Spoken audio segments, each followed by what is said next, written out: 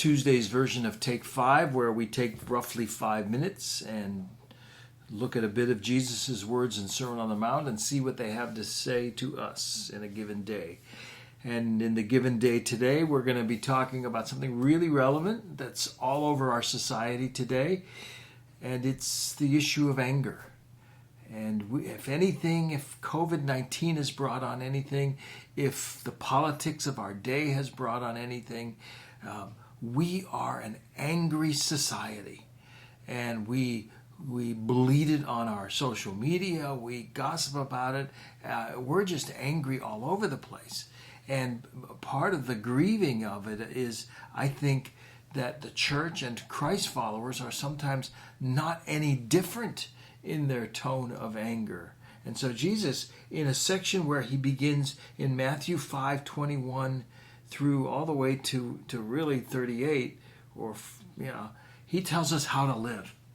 And in telling us how to live, the best way to sum it up is it's the heart of the matter. Jesus will take issues of the Old Testament, of the law. Yesterday we talked about how the law, in a sense, give us the rules to live. And as the fulfillment of the law, Jesus describes the real manner in which it was intended that those rules are meant to be lived out. And so now he begins to go through some of those. And the first rule that he's going to deal with is the rule of do not commit murder.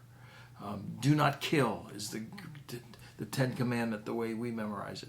He's going to take the do not kill and he's going to plummet the depths of it to say it's more than just action. Of course, do not murder.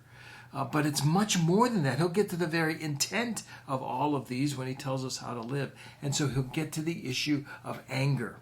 And as you'll hear it, he will relate the issue of anger in so many ways, even to the way in which we worship. And so I want you to listen.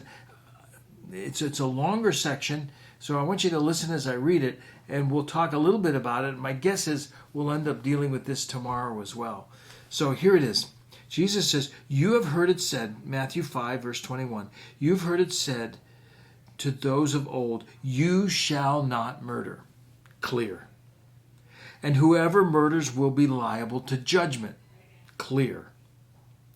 But I say to you, now here's where he's going to clarify or grow deeper in the understanding of this. But I say to you, he's not annulling do not murder. Of course, that's the rule. But I say to you that everyone who is angry with his brother, everyone who's angry, so now he's getting to the very basis of where the murder comes out of. It's your heart that is angry. But I say to you, everyone that is angry with his brother will also be liable to judgment. And then he sort of describes the outworkings of the anger. And here's what he says. Whoever insults his brother will be liable to the council. And whoever says, you fool, the word literally is where we get our word moron. Whoever says, you fool, will be liable to the hell of fire. Whoa. Well, he's talking about murder, and the basis of murder is anger, and the outworking of anger, the demonstration of anger, culminates in murder, but it is also demonstrated with insults, with name-calling, and all of that, he's saying, is wrong. And then he goes on. So if you are offering your gift, now he's going to the worshiper. If you are offering your gift at the altar, and then remember that your brother has something against you, leave your gift there before the altar and go. First be reconciled to your brother and then come and offer your gift. In other words, let's bring it to 21st century.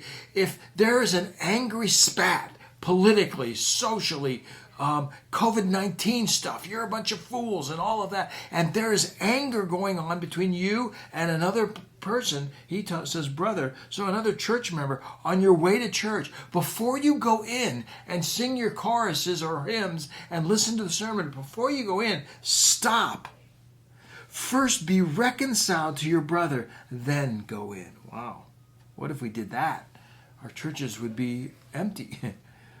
Come to terms, verse 25, come to terms quickly with your accuser while you are going with him to court.